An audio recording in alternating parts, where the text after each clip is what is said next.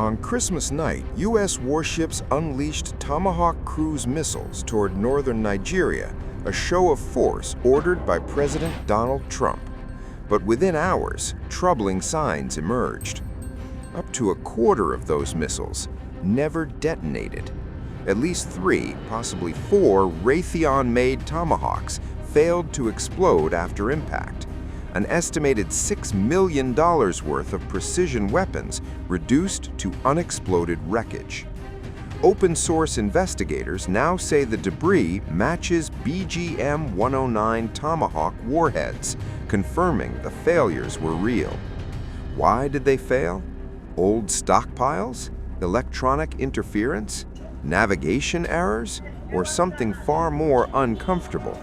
The Pentagon is silent.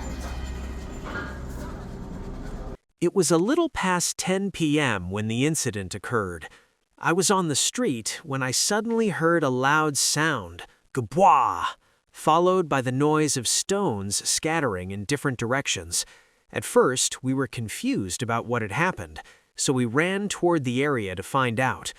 When we got there, we saw that several houses had been destroyed and many properties damaged. We are now appealing to the government to take steps to address the destruction and provide some form of assistance. This isn't the first time America's most famous cruise missile has fallen short. From the Gulf War to Syria, past Pentagon claims of near-perfect accuracy have repeatedly unraveled under scrutiny. We saw when something passed above like lightning, and we thought it was at the back of our village. We saw it, and then it dropped and burst into flames. So we started calling people from Kijiji to ask them what happened. They told us it happened between Jabo and Kagara towns. Yesterday, around 10:45 p.m., I received a message from Jabo, because I am residing in Sokoto, that very close to our family farm, something striked, and this is what has happened. So I quickly rushed this morning to come and see the level of damage that this has given to the community. Glory be to God, there was no loss of life and not much damage to the properties. Yet the strike itself raises even bigger questions. President Trump said the missiles targeted Islamic State fighters killing Christians, but analysts cited by the New York Times say Sokoto State, where the strikes landed, is overwhelmingly Muslim and not known as an ISIS stronghold. Some of the blast sites?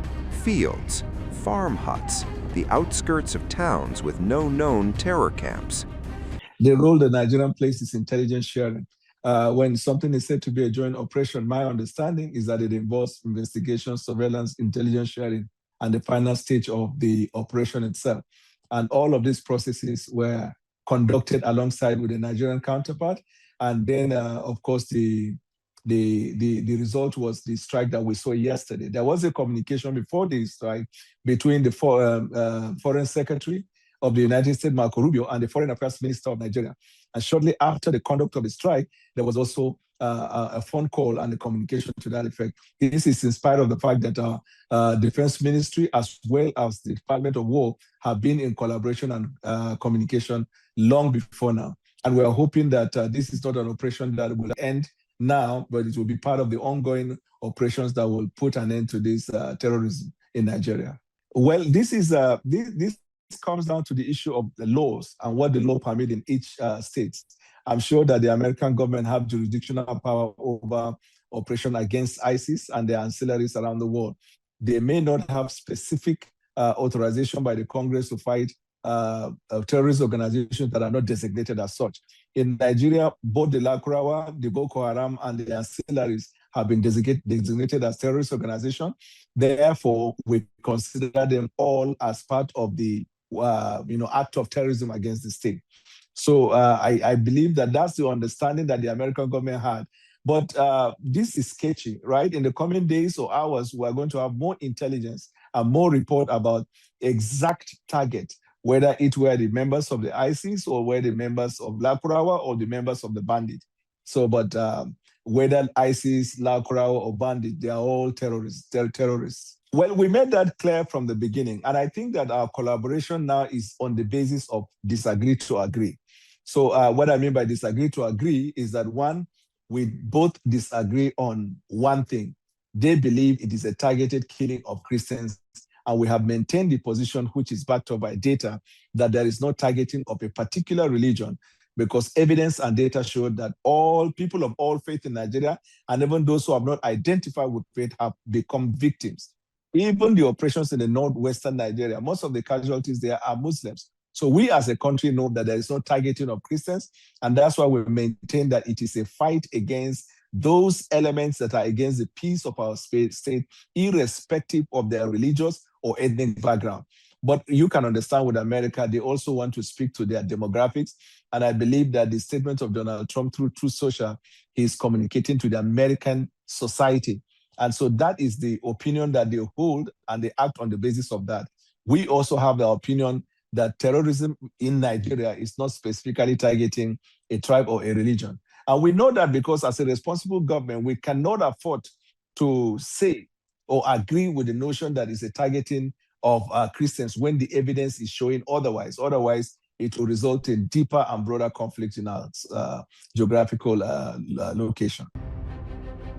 Nigeria's government insists the strikes were requested, coordinated, and approved at the highest level, calling them precision operations against foreign ISIS elements crossing in from the Sahel. No civilian casualties, Abuja says. Good evening, gentlemen of the press. The federal government of Nigeria, in close coordination with the government of the United States of America, has successfully conducted precision strike operations against two major Islamic State ISIS terrorist enclaves located within the Bauni axis of Tangaza local government area of Sokoto State. Intelligence confirmed that these locations were being used as assembly and staging grounds by foreign ISIS elements infiltrating Nigeria from the Sahel region in collaboration with local affiliates to plan and execute large-scale terrorist attacks within Nigerian territory. The precision strike operations were executed between 12 midnight and 1:30 a.m. on Friday, December 26, 2025, following explicit approval by the President of the Federal Republic of Nigeria, His Excellency President Bola Ahmed Tinubu, GCFR. The operation was carried out under established command and control structures with the full involvement of the armed forces of Nigeria under the supervision of the Honorable Ministers of Defense and Foreign Affairs, as well as the Chief of Defense Staff. The strikes were launched from maritime platforms domiciled in the Gulf of Guinea after extensive intelligence gathering, operational planning, and reconnaissance. A total of 16 GPS-guided precision munitions were deployed using MQ-9 Reaper unmanned aerial platforms, successfully neutralizing the targeted ISIS elements attempting to penetrate Nigeria from the Sahel corridor. During the course of the operation, debris from expended munitions fell in Jabo, Tambuwal local government area of Sokoto State, and in Ofa, Kwara State, near the premises of a hotel. No civilian casualties were recorded in either location, and relevant authorities promptly secured the affected areas. The federal government of Nigeria reiterates its unwavering resolve to confront, degrade, and eliminate terrorist threats, particularly those posed by transnational extremist networks seeking to undermine Nigeria's sovereignty and security. Nigeria remains fully aligned with its strategic partners and friends of Nigeria in executing coordinated actions aimed at ensuring lasting peace, border security, and regional stability.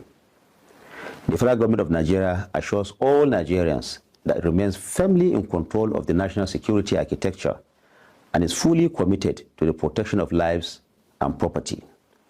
Citizens are urged to remain calm and vigilant as decisive actions continue against all terrorist groups threatening the nation. But confusion remains on the ground, and skepticism is growing, because while Washington frames the strike as counterterrorism, critics see politics, messaging, and a dangerous oversimplification of a deeply complex conflict. And now, Layered over it all, a new reality. American missiles failed, targets remain disputed, and the truth behind what happened in Nigeria is still coming into focus.